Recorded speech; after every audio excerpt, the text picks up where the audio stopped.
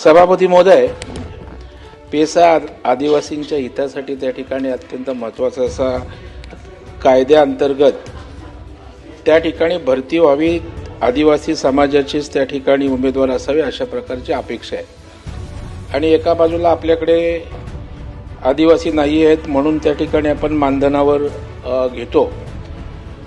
आणि सन्माननीय बच्चू भाऊंचा प्रश्न बरोबर आहे की जर मानधनावरची लोक आपण त्या ठिकाणी नियमित करतो तर कंत्राटी पण त्या ठिकाणी जर सक्षम असतील तर त्यांना त्या ठिकाणी नियमित करण्यासंदर्भात त्यामध्ये भूमिका घेणं अत्यंत आवश्यक आहे. एक आणि दुसरं, आदिवासी चांगले उमेदवार मिळतच नाहीत असं होऊ शकत नाही.